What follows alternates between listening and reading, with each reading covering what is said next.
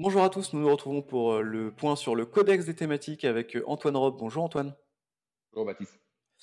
Alors on va parler cette semaine de la thématique de l'économie du sport. C'est une thématique qu'on a l'impression de tous bien appréhender, mais alors comment est-ce que vous la définissez et quelle est l'étendue de cette thématique? Alors, chez Galilée AM, nous considérons que l'économie du sport est une thématique à part entière, étant donné qu'elle est structurelle, transversale et internationale.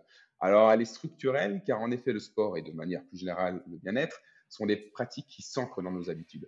La thématique est portée par plusieurs méga tendances. On a des jeunes qui recherchent des modes de vie plus sains, des seniors qui sont de plus en plus actifs. On a un suivi de plus en plus pointilleux de notre santé avec des outils digitaux et accessoires connectés, par exemple. On pourrait aussi mettre en avant le fait que l'émergence des classes moyennes qui accèdent à un mode de vie sain, le sport depuis chez soi, et des populations qui sont de plus en plus à même à utiliser le vélo au détriment de la voiture.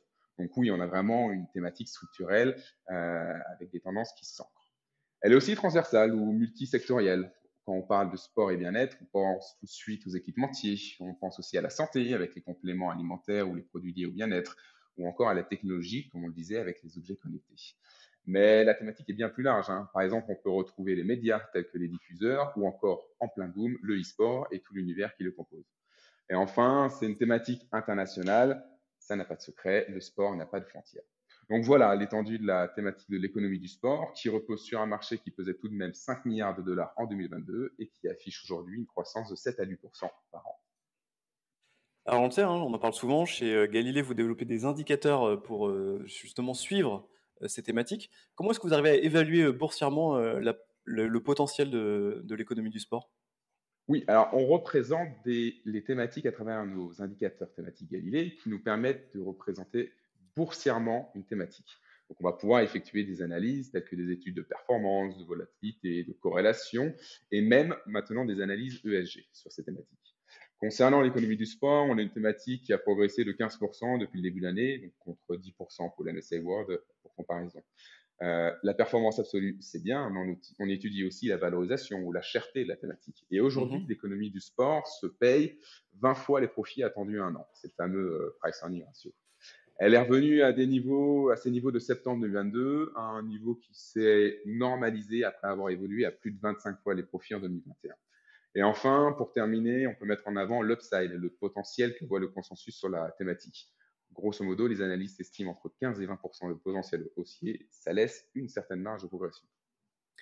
Alors, quand on pense au sport, on pense à des tendances, à des modes. Est-ce que c'est pas un secteur qui est un peu trop volatile ou plus volatile que la moyenne en tout cas?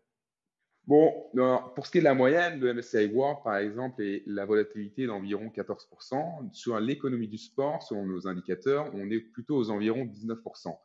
C'est un peu plus volatile, mais ça l'est beaucoup moins que du cloud, par exemple, qui est très tendance en ce moment. Alors on va finir avec, comment est-ce que vous arrivez à vous exposer avec cette thématique? C'est qui est pas si courante, dans les ETF ou les OPCVM. Alors, on peut s'exposer au travers de sous-jacents, on va dire, connus, tels que Puma, Nike ou encore Basic Fit. Mais si on Mmh. creuse un peu, il y a une multitude d'acteurs plus spécifiques et dont les perspectives sont très intéressantes. Je pense à Thule, qui est un acteur suédois qui développe entre autres des produits dédiés au transport, comme les porte-vélos, les barres de toit ou même des casques. Ou encore Fox Factory, acteur américain cette fois, qui est spécialisé dans les produits liés à la dynamique de conduite, comme les cadres ou les amortisseurs de vélo. Mmh. Enfin, si vous préférez déléguer cette recherche d'acteurs spécialisés tout en profitant d'une gestion du risque, il y a de nombreux fonds qui se spécialisent dans cette thématique. Je pense à Montpensier Sport Solutions, Mandarin Global Sport ou encore le fameux Alliance Sport et Bien-être. Eh bien merci beaucoup Antoine pour ce point sur la thématique de l'économie du sport.